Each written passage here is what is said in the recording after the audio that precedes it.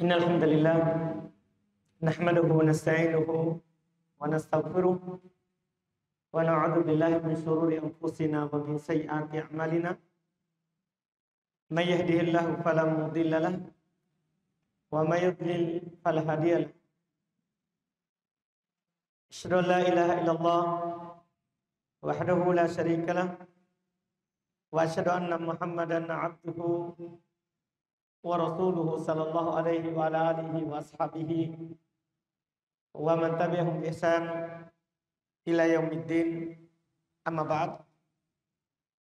Jamaah salat maghrib rahimani wa rahimakumullah. Alhamdulillah, kita lanjutkan lagi kajian kitab Bulughul Maram karya Imam Al-Hafidz Ibn Hajar rahimahullahu taala. Kita masih di Kitabus Shalah, bab sifatis shalah, pembahasan tentang sifat salat Nabi Sallallahu Alaihi Wasallam. Di hadis yang kita baca malam hari ini nomor 266 dan kita akan lanjut di 267, 68. Dan jika masih luas waktu, maka kita akan masuk di hadis 269. Insyaallah ta'ala. Kita baca 266. Wa an Ibn Umar radhiyallahu ta'ala anhu qala anna Nabiy sallallahu alaihi wasallam kana yarfa'u yadayhi hadba mankibaihi idza iftataha as-shalah wa idza kabbara liruku'i wa idza rafa'a ra'sahu min ar-ruku'. Muttafaqun alaih.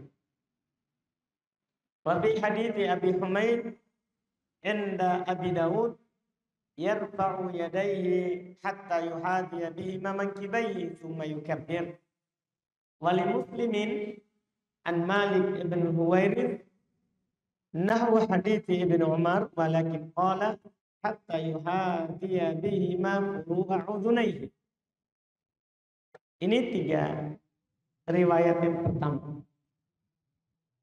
Kata beliau dari Ibnu Umar, Abdullah Ibnu Umar radhiyallahu taala anhuma, beliau berkata bahwasanya Nabi sallallahu alaihi wasallam beliau mengangkat kedua tangannya sejajar dengan kedua bahunya apabila membuka salat dan apabila bertakbir untuk ruku serta apabila mengangkat kepalanya dari ruku.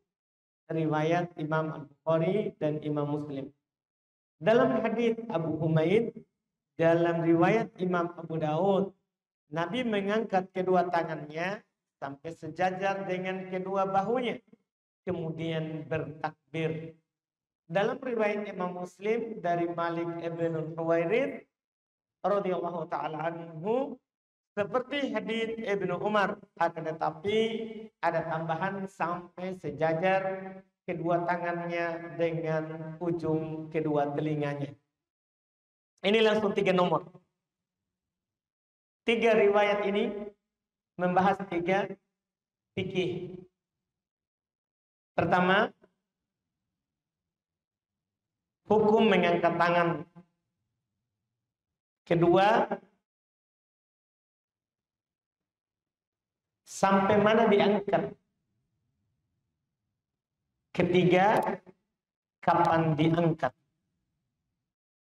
Ini 3 pembahasan yang Al-Hafidz Ibn Hajar ingin sampaikan lewat hadis ini kepada kita. Masalah pertama, hukum mengangkat tangan. Kita sudah pernah sebutkan bahwa hukum mengangkat tangan dalam sholat itu adalah sunnah. Itu tidak ada silang pendapat akan sunnahnya. Mengangkat tangannya, bukan takbirnya. Takbiratul ihram itu sudah lewat rukun sholat. Ini mengangkat tangannya. Ketika takbiratul ihram, hukumnya adalah sunnah. Demikian pula pada tempat-tempat yang sebentar kita akan tahu tempat untuk mengangkat tangan Jadi ini hukumnya sunnah. Artinya kalau ada orang sholat, dia bertakbir, Allahu Akbar, tidak angkat tangan.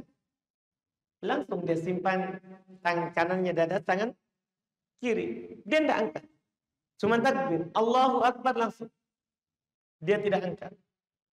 Demikian pula nanti ketika takbir yang lainnya disyariatkan angkat tangan. Dia tidak angkat. Dia langsung saja.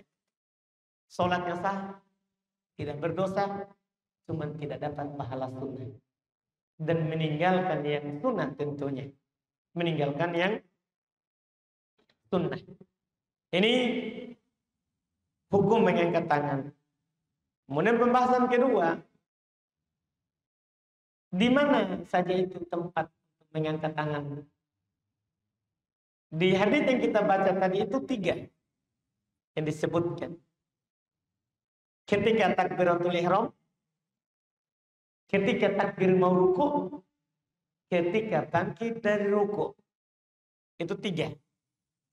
Itu dalam riwayat Imam Al-Bukhari dan Imam Muslim. Kemudian ditambah tempat keempat,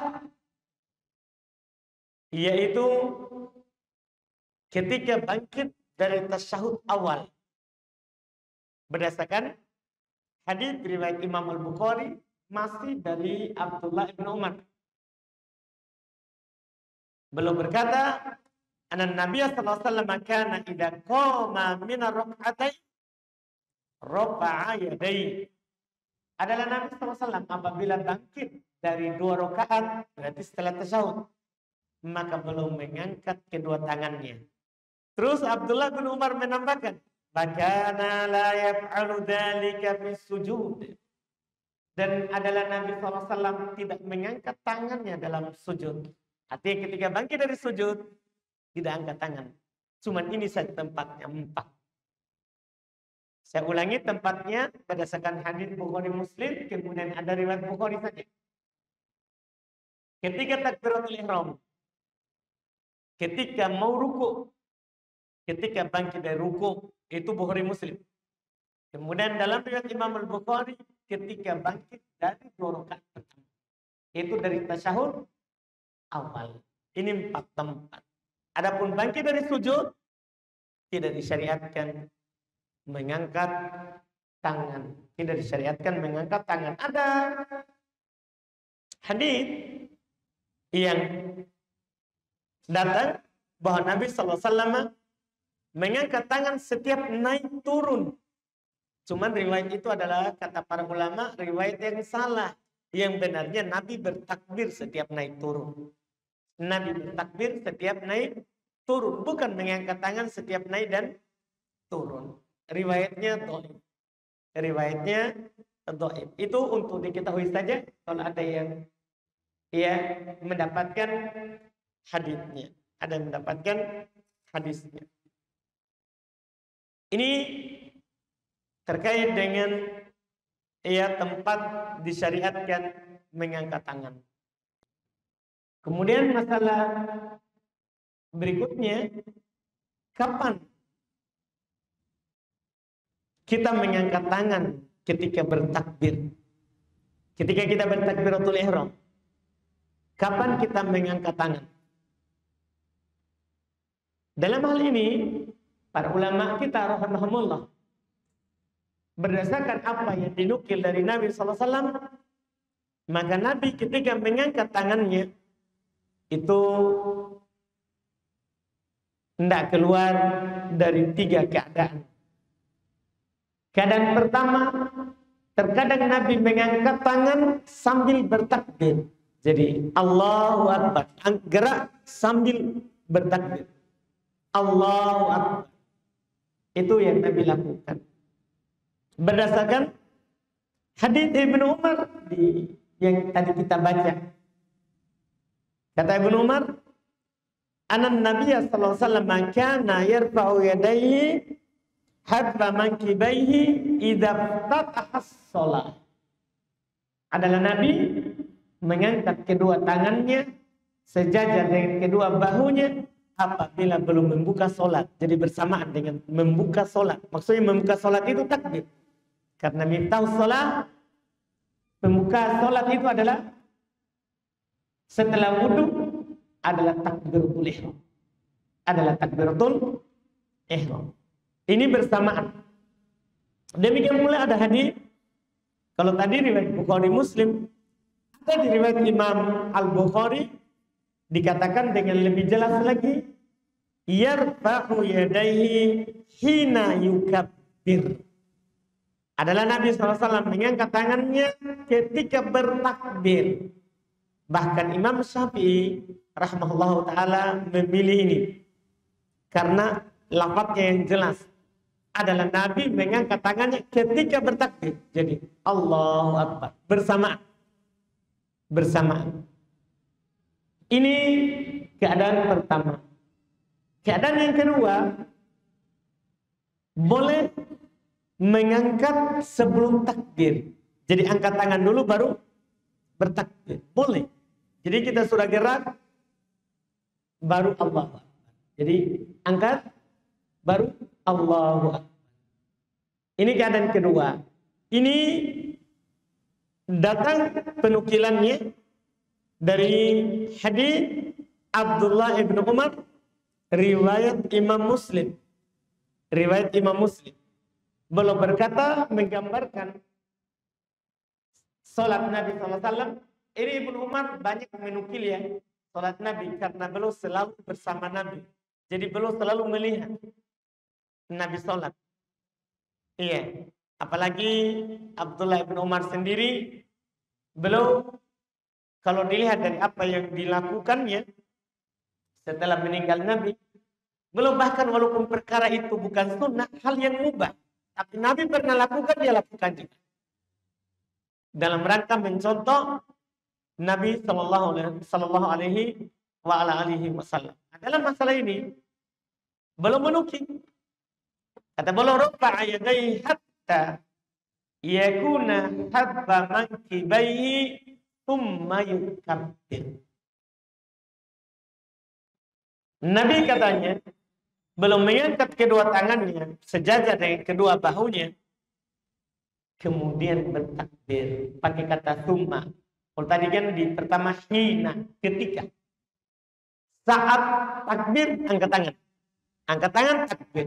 Kalau ini thumma, belum mengangkat tangannya, kemudian kata thumma ini namanya kalau dalam istilah bahasa Arab ya tartib ma'tarofi bimuhlah, berurut terus terlambat sedikit, dia diakhirkan. Jadi Nabi angkat tangan, Allah. Ini kedua. Ketiga, kebalikannya dari kedua. Kalau kedua tadi kan angkat baru takbir. Ini kebalikan ketiga. Takbir dulu baru angkat. Allahu Akbar baru angkat. Baru angkat. Ini terkait dengan angkat tangan.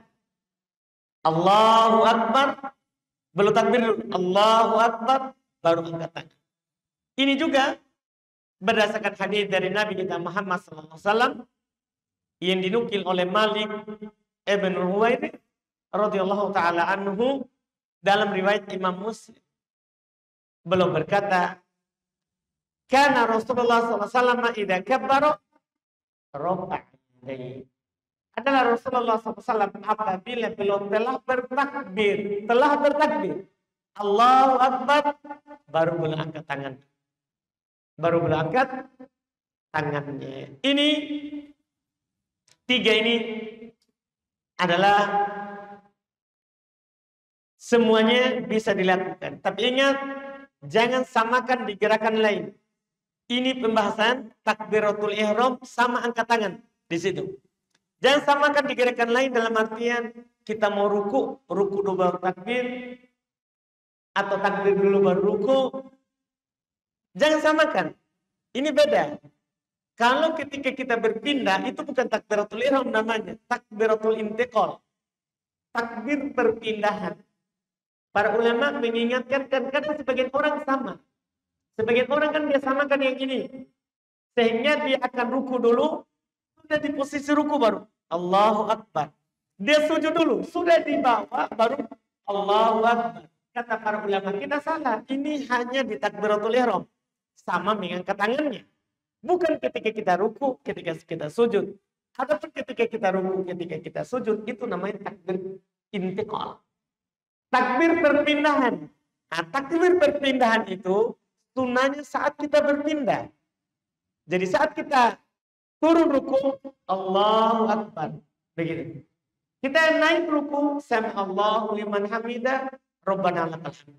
Kita turun sujud, Allahu Akbar. Jangan dibawa baru takbir. Salah. Karena itu namanya sudah masuk di gerakan berikutnya. Bukan perpindahan. Nah, ini perlu diingatkan. Karena dikhawatirkan kadang sebagian orang samakan ini. Ini memang ada 3 kaifiatnya. Ketika membuka sholat. Nabi contohkan 3. Kadang belum Allahu Akbar. Kadang Allahu Akbar. Kadang Allahu Akbar. Itu 3 pada contohkan. Semuanya sah. Beda takbir perpindahan. Takbir perpindahan. Tidak boleh sudah digerakkan. Baru kita takbir. Tidak. Sambil turun sujud. Turun sambil takbir. Allahu Akbar. Jangan sudah sujud baru takbir. Itu menyelisih sunnah. Itu menyelisih yang disunnahkan. Yang boleh gerakan dulu baru takbir, ini tadi. Di pembahasan takbiratul ihram. Di pembahasan takbiratul ihram. Kemudian masalah terakhir yang disinggung di hadis ini adalah sampai mana kita angkat. Sampai di mana kita mengangkatnya. Di sini ada 2 yang dijelaskan. Ada 2 yang dijelaskan. Dalam hadis Abdullah bin Umar, sejajar dengan bahu. Itu angkat. Sejajar dengan bahu. Sejajar ya, maksudnya tetap di depan. Bukan di sini, di samping bahu. Sejajar di depan, tetap di depan. Telapak tangan menghadap ke depan. Bukan menghadap ke sini. Telapak tangan menghadap ke depan. Ya, dan sunnah sejajar dengan bahu. Di depan, kita angkat. Sejajar dengan bahu. Itu yang pertama. Berdasarkan hadis Abdullah bin Umar. Yang tadi adalah Nabi kata beliau mengangkat tangannya sejajar dengan bahunya. Itu cara pertama. Cara kedua, apa yang ada dalam riwayat yang ketiga. Dari Malik ibn Huwairith. Ini rawi juga punya keutamaan. Kalau menukilkan cara sholat. Karena beliau lah yang meriwayatkan hadis dari Nabi sallu kama ra'aitumuni usolli. Sholatlah sebagaimana kalian melihat saya sholat. Jadi apa yang beliau nukil itu adalah yang dia lihat dari Nabi SAW sholat. Jadi beliau katakan bahwa Nabi SAW mengangkat tangannya hatta yuhatiya bihima furu'an udunai. Sampai kedua tangannya sejajar dengan kedua telinganya. Jadi kalau di hadits Ibnu Umar sejajar dengan bahu. Di hadits Malik ibn Huwairith sejajar dengan kedua telinga. Bahkan disebutkan ujung dua telinga. Sejajar ya bukan rapat. Sebagian orang kasih rapat. Allah rapat. Bukan. Yang diinginkan bukan rapat, tapi sejajar. Masih di depan sini sejajar dengan telinga. Inilah yang paling tinggi dalam mengangkat tangan. Sampai sejajar dengan kedua telinga. Atau ujung kedua telinga. Ini paling tingginya. Dari yang disunahkan dalam mengangkat tangan. Ini yang diisyaratkan dalam hadis tadi yang kita baca. Kita masuk di berikutnya.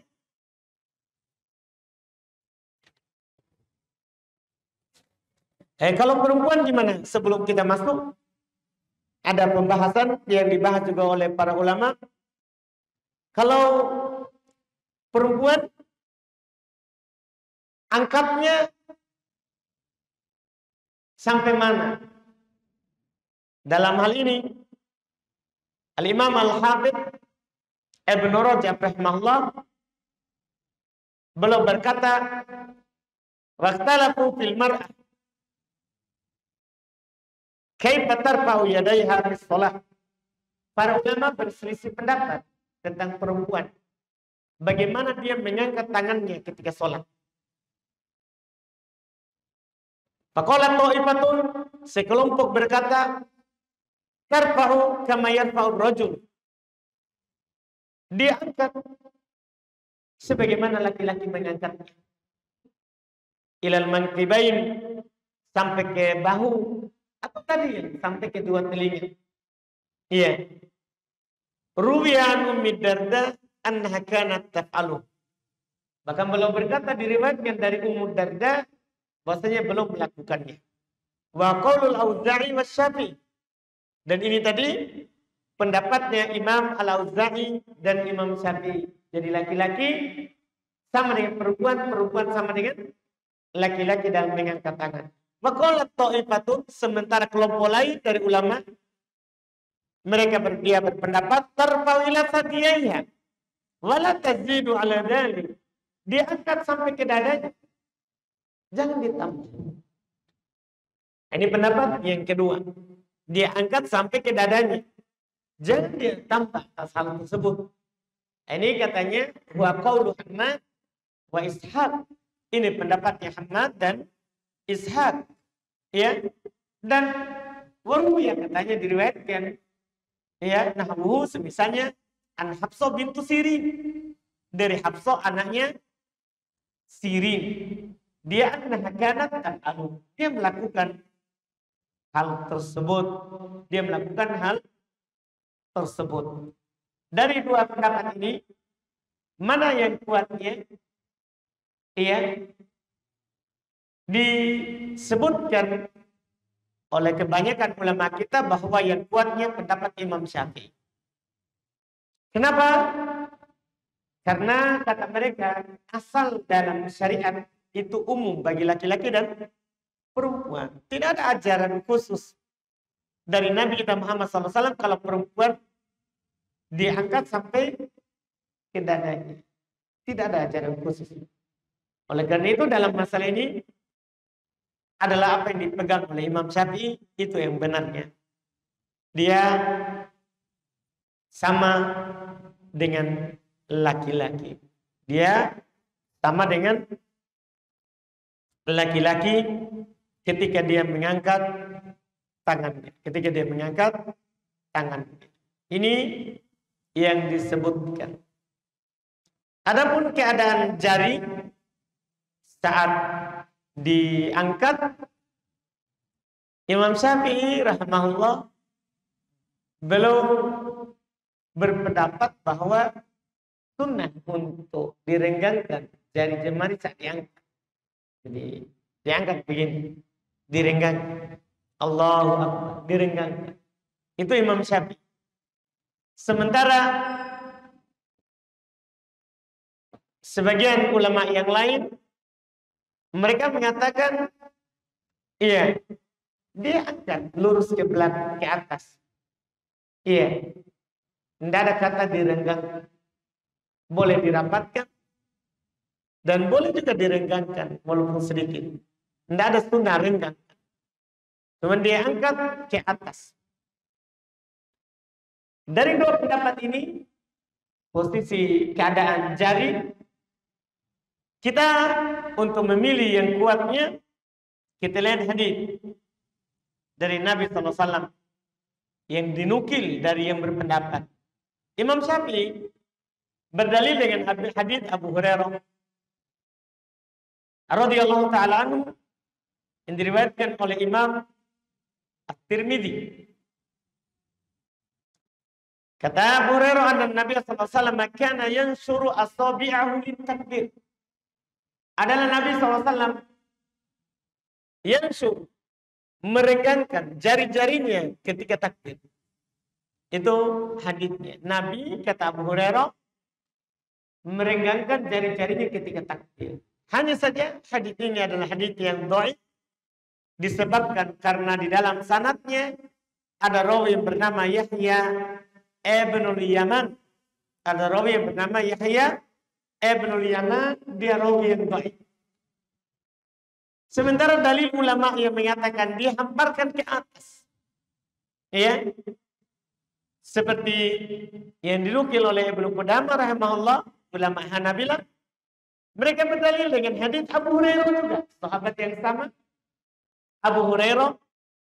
Tapi dalam riwayat Imam Abu Daud, dalam riwayat Imam Abu Daud, kata beliau Abu Hurairah, anna Nabi sallallahu alaihi wasallam kana idza dakhala fi shalah, adalah Nabi sallallahu alaihi wasallam apabila belum masuk dalam salat, rafa'a yadayhi madda. Nabi mengangkat tangannya dalam keadaan madda, dibentangkan tangannya ke atas.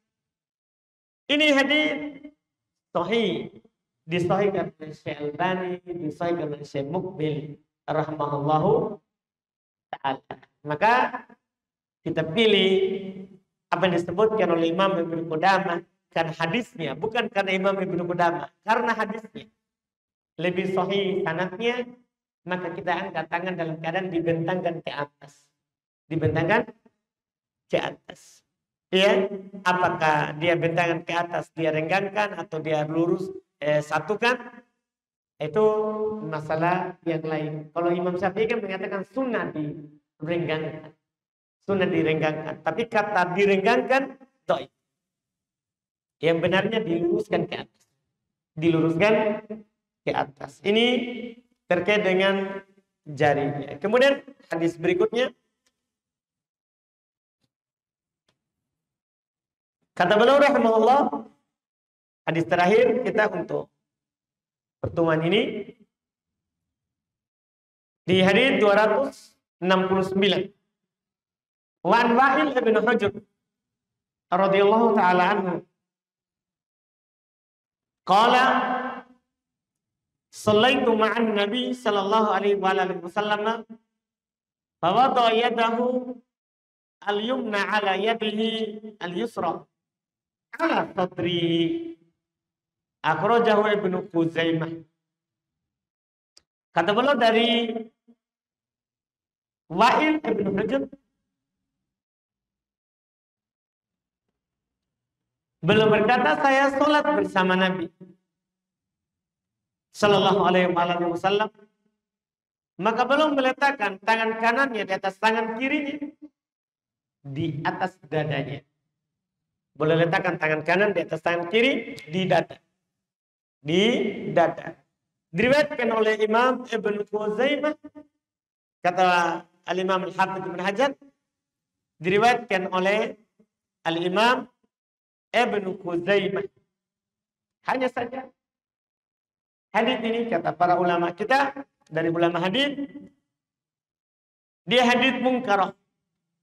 Tambahan Nabi meletakkan tangan kanan di atas tangan kiri di dada, tangan kanan di kiri, kemudian di posisi yang dada. Ini hadis tambahan kata dada ini mungkar, palsu, tidak bisa naik ke derajat yang kuat. Disebabkan karena mereka berkata, ya, di dalam sanadnya ada rawi yang bernama Mu'ammil Ibn Ismail. Mu'ammil Ibn Ismail. Dia dikatakan oleh para ulama sayul hafaz, jelek hafalannya. Terus dia bersendiri dalam menukilkan kata di atas dada, menyelisih rawi yang kuat yang tidak jelek hafalan. Makanya ini riwayat, kalau seandainya dia rawi yang kuat menyelisih rawi yang kuat lagi, ini riwayat syadz, ganjil, aneh, itu saja sudah dhaif. Tapi ini masalahnya, rawi yang jelek hafalannya menyelisih rawi yang lebih kuat hafalan. Maka ini mungkar, palsu, tidak dipercaya penukilannya. Tidak dipercaya penukilannya. Cuman, kenapa Al-Hafidz Ibnu Hajar bawakan? Padahal ini hadis dhaif, bahkan palsu, tidak bisa dinaikkan di derajat hasan. Untuk mengisyaratkan kepada kita dua pembahasan. Pembahasan pertama tentang meletakkan kanan di atas kiri. Pembahasan kedua, di mana diletakkan. Di dada, pusat, gak pusat. Itu untuk mengisyaratkan itu. Karena para ulama, mereka menyebutkan hadis bukan karena dia berdalil dengannya, tapi karena untuk mengisyaratkan ada masalah fikih. Ada masalah fikih disebutkan. Karena dalam hadis kitab Bulughul Maram, tidak semuanya sahih. Ada yang dhaif, bahkan ada yang palsu. Tapi belum disyaratkan itu pembahasan, belum bawakan, karena ada masalah fikih yang mau disinggung. Pertama, terkait dengan meletakkan kanan di atas kiri. Sebelum kita membahas di mana diletakkan nanti. Terkait dengan meletakkan kanan di atas kiri, telah ada hadis yang sahih dari Nabi SAW, riwayat Imam Al-Bukhari, dari hadis Sahal ibn Sa'ad radhiyallahu ta'ala anhu, beliau berkata, "Kana an-nasu yu'maruna ayyatu ar-rajul al-yad al-yumna 'ala dhira'ihi al-yusra fi shalah." Adalah orang-orang diperintahkan untuk meletakkan tangan kanan di atas lengan kirinya dalam sholat. Di atas lengan kirinya, ini lengan bawah sini. Jadi orang-orang diperintahkan. Ini riwayat Bukhari. Artinya meletakkan kanan di atas kiri dalam sholat itu disyariatkan. Itu disyariatkan. Bahkan dalam riwayat Imam Muslim dari sahabat yang lain yaitu Wa'il ibn Hujur. Tadi kan Wa'il ibn Hujur di atas, tapi dhaif. Kata di dada.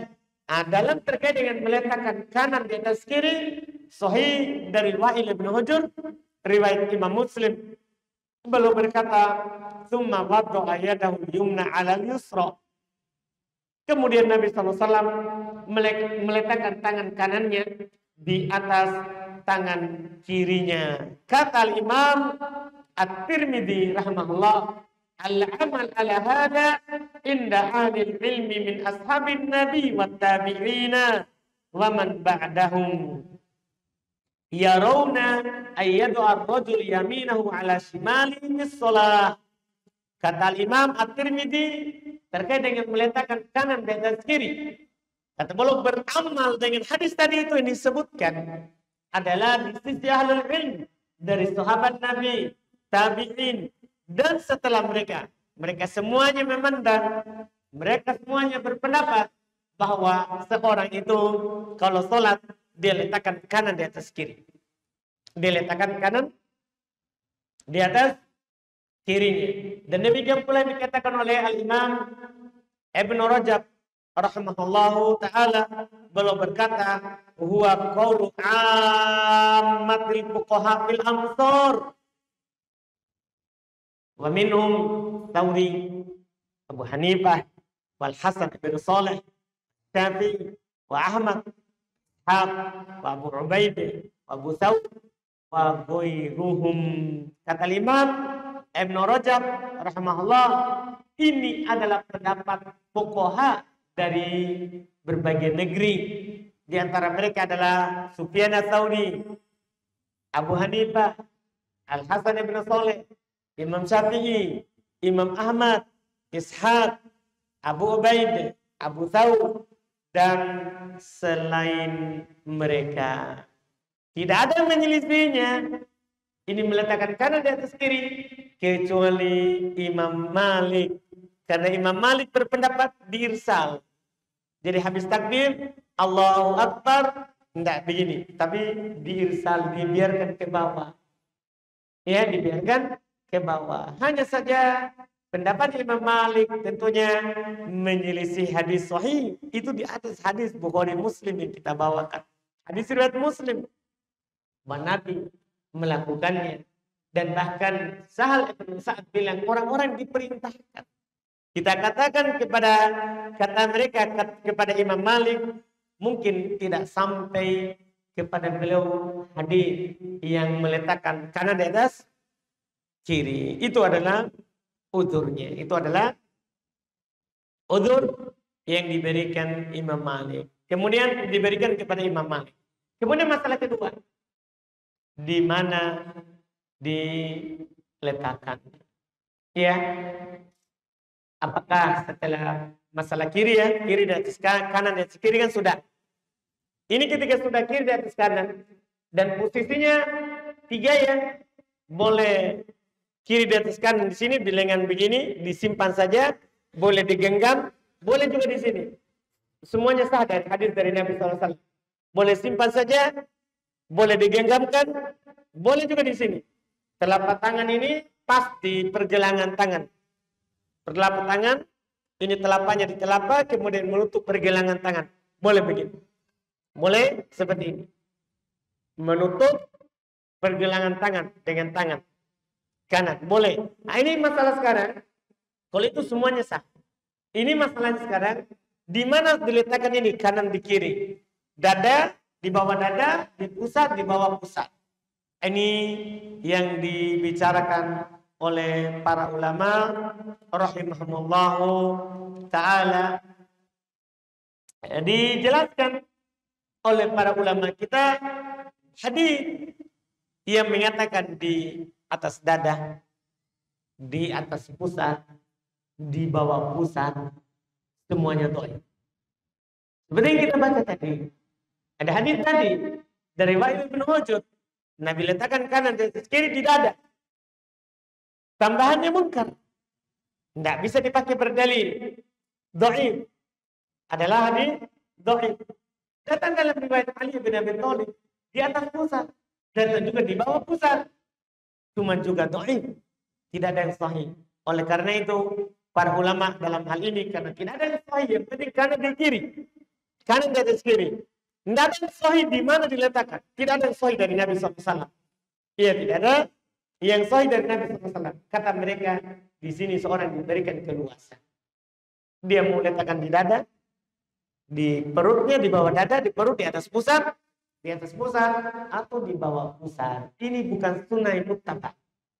Sebagian orang mungkin lihat orang melakukannya langsung dia lakukan juga di situ. Seakan-akan itu sunnah yang dilakukan. Bukan. Bebas kita mau letakkan di mana. Yang penting kanan dan kiri. Mau di dada. Kalau orang Syafi'iyah mereka pilih di dada. Tapi kan dhaif hadisnya. Mereka pilih di dada. Iya. Boleh juga di perut, di atasnya pusat, di bawahnya dada. Boleh. Boleh juga di pusat, boleh juga di bawah pusat. Tidak ada masalah. Mana yang nyaman saja kita dalam sholat. Semua hadisnya dhaif. Makanya diberikan keluasan. Yang penting kanan di kiri. Kanan di atas, kiri dalam hal tersebut. Tidak ada sunnah yang sahih yang kita ikuti. Yang penting yang sahih itu adalah tangan kanan di atas kiri. Itu jelas sahihnya. Jelas sahihnya. Iya. Yang datang dari Nabi sallallahu alaihi wa ala alihi wasallam.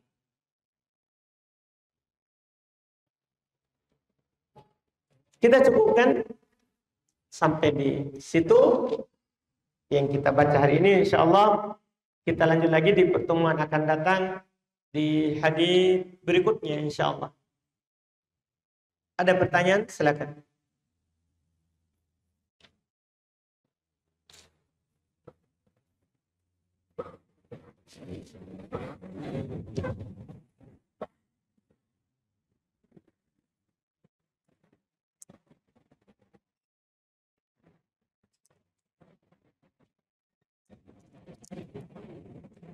Silakan.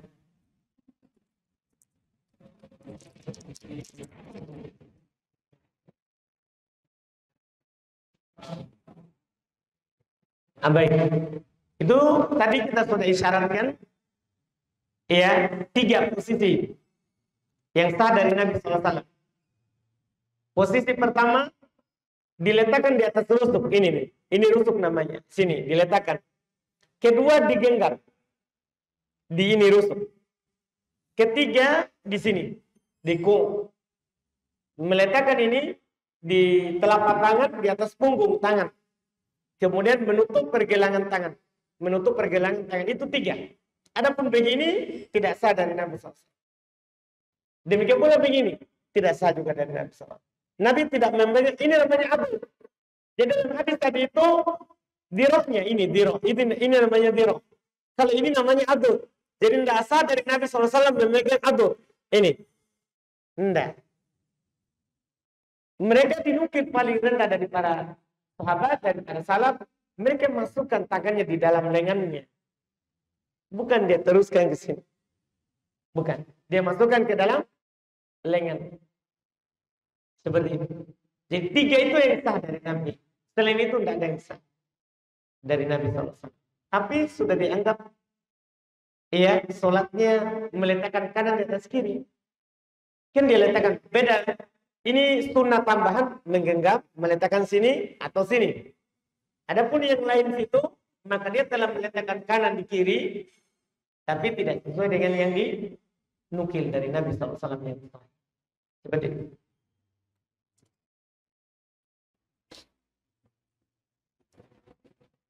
Ketika kita sholat berjamaah dan pada waktu sujud sambil menunggu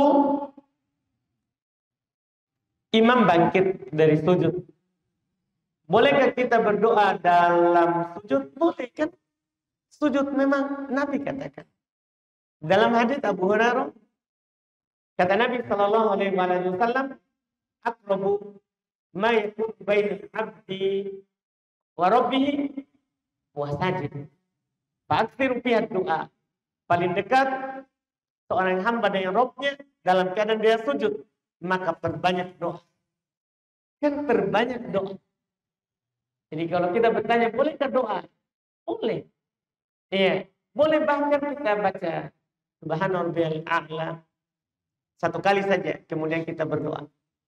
Atau Subhanakallahumma bihamdik, Allahumma ighfirli. Baru kita berdoa, tidak ada masalah. Boleh 1 kali saja doa sujud, baru berdoa.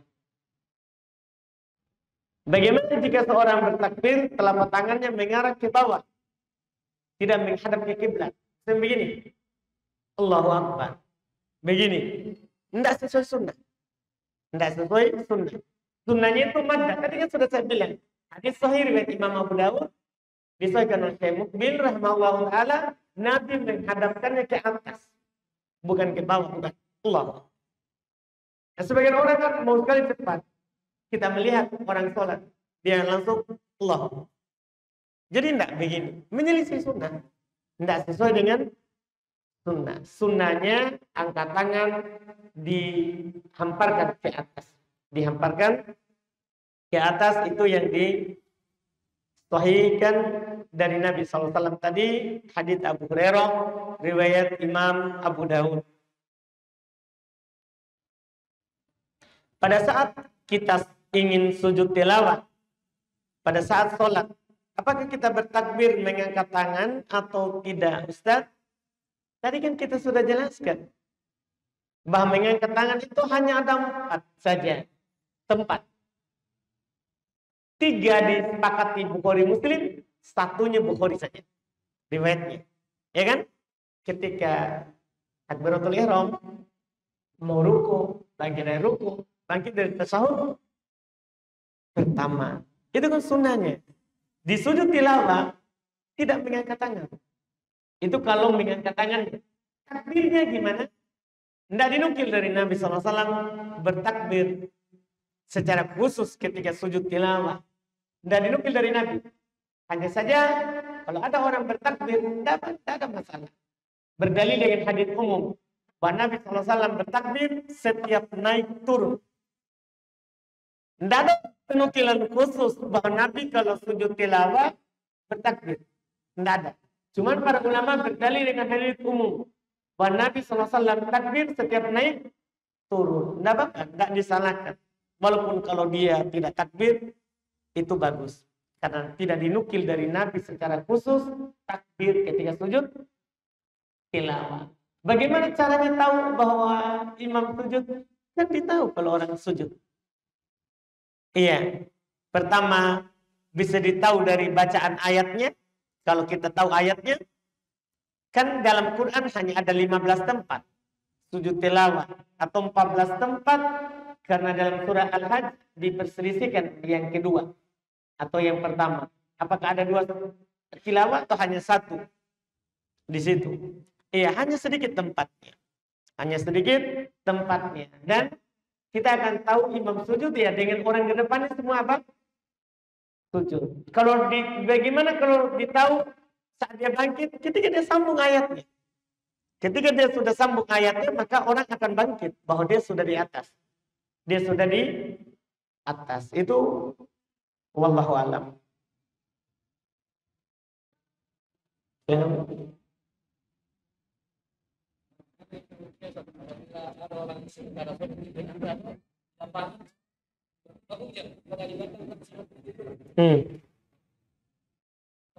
Dia sholat Idul Adha di lapangan. Terus enggak perlu lanjut. Kan hujan dan membatalkan sholat. Nah, Nabi SAW pernah bersama para sahabat sujud dan bekas becek hujannya tempel di jidat mereka.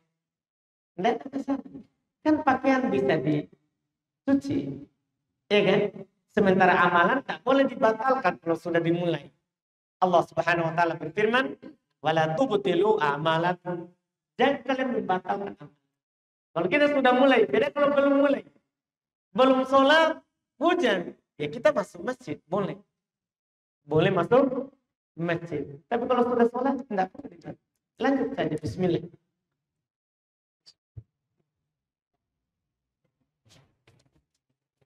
Berikutnya, bagaimana hukumnya ketika berpindah takbir, tangannya menghadap ke bawah, misalkan bangkit dari ruku. Tadi sudah ini tadi ya. Ya, bangkit dari ruku, tangannya menghadap ke bawah begini, takbirnya ke bawah, tangannya. Tadi sudah.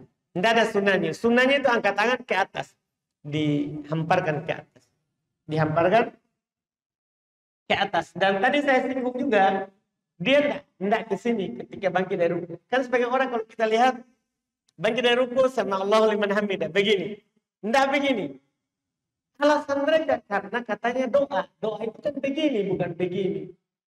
Bukan begitu. Nabi doa istisqa sampai begini. Tidak begini. Kan begitu. Ini masalahnya bukan berdoa atau tidak. Masalahnya kita sholat seperti yang Nabi lakukan. Nabi kalau angkat tangan, ya begini, ke depan, menghadap ke kiblat. Menghadap ke kiblat. Itu yang dinukil. Ada lagi?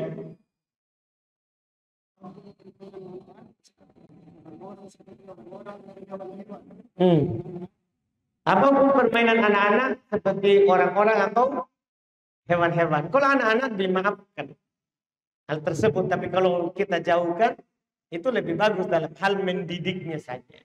Tapi asalnya mubah untuk mereka, karena mereka belum kena hukum. Kalau kita ragu, kita tinggalkan. Tidak. Ini tidak ada masalah.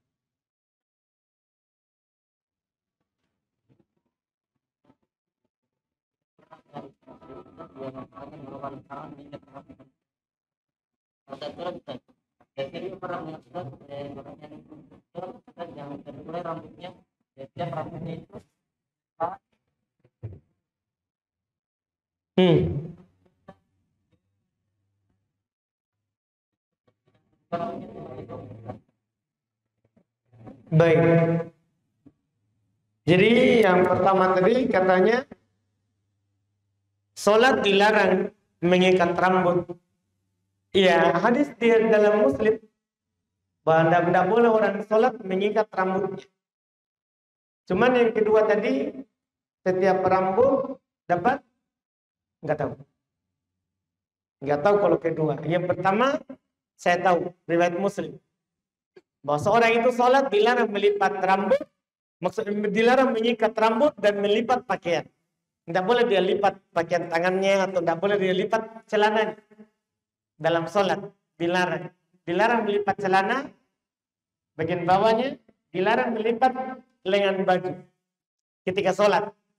Iya. Kalau setiap pahalanya kena itu enggak. Allah. Ada lagi? Silakan, Pak.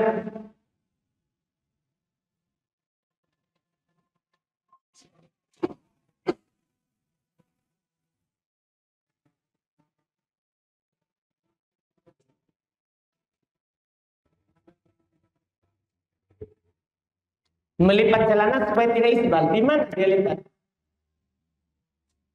Di sholat. Enggak boleh, sudah dibilang tadi. Enggak boleh. Iya, makanya jalan keluarnya itu potong sebelum sholat. Bukan melipat. Kan dilarang, enggak boleh melipat celana dalam sholat. Nah, jadi kalau mau ke sholat pakai celana itu potong dulu. Siapapun itu, Pak. Mau orang lain, mau kita, harus kita potong. Kan enggak boleh melipat ketika sholat. Enggak boleh melipat celana, enggak boleh mengikat rambut. Ya kan, Pak? Itu hukum umum untuk awam atau tidak awam. Semuanya tidak boleh melipat celana. Jadi kalau mau dipakai sholat, celananya itu, ya, maka jalan keluarnya potong. Kalau tidak mau dipakai untuk sholat, maka jalan keluarnya pakai sarung. Ya kan? Pakai sarung. Terus dia gulung dari atasnya, kan tak apa-apa dilipat bagian atasnya. Yang tidak boleh melipat bagian bawah. Karena bagian atas dimaafkan karena untuk mengikatnya. Untuk mengikatnya. Itu wallahu a'lam.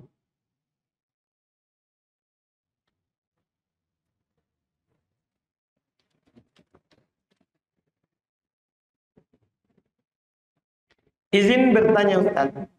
Saudara saya pinjam uang di bank. Saya mau pinjam uangnya yang dia pinjam dari bank. Itu hukumnya bagaimana Ustaz? Apakah halal atau tidak? Kita suruh dia pinjam atau tidak?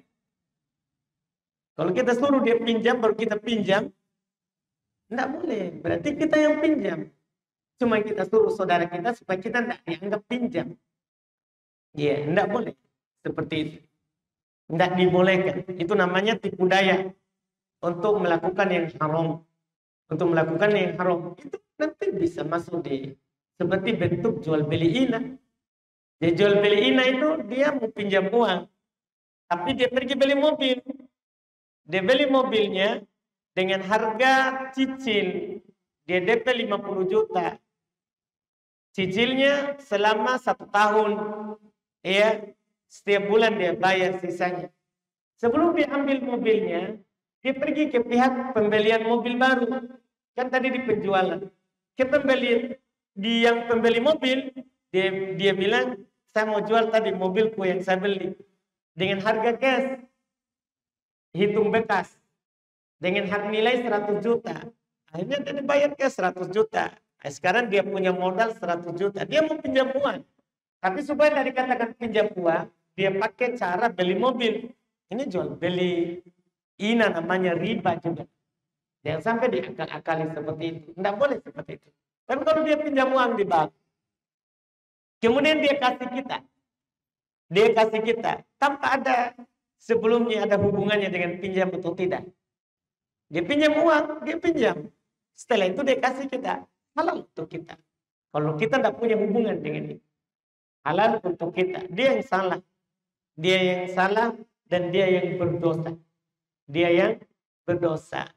Jangan sampai ada yang mengatakan, oh bagus berarti ini biar dia pinjam, nanti kan saya tinggal ambil, kan halal untuk saya. Ya kalau kita ridho, kita juga dosa. Kalau kita ridho, kita juga dosa, karena kita yang menginginkan itu supaya dipinjam.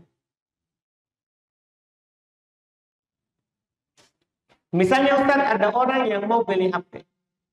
Bayar dengan kartu kredit.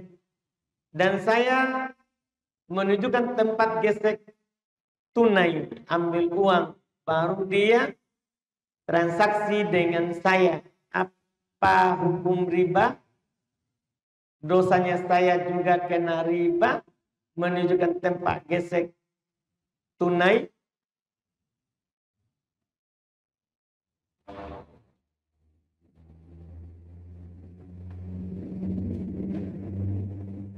Walau tidak tahu. Iya, tidak tahu. Wallah. Orang mau beli HP bayar dengan kartu kredit. Tapi ini bukan dia bayar dengan kartu kredit, dia bayar dengan uang. Sebenarnya kalau pertanyaannya dia ambil uang dari kartu kredit, kemudian dia bayar HP ke saya. Halal. Tapi kalau dia bayar pakai kartu kredit ke kita, tidak boleh. Kemudian kita tunjukkan gesek di sini. Ini tidak tahu. Dan sampai masuk dalam tahu di atas dosa dan maksiat. Di atas dosa dan maksiat. Wallahualam. Sudah? Alhamdulillah kita cukupkan berarti. Insya Allah kita lanjut lagi di pertemuan akan datang dengan pembahasan lanjutan dari sifat salat. Subhanallah, hamdik, asyhadu an la ilaha illa anta, astaghfiruka.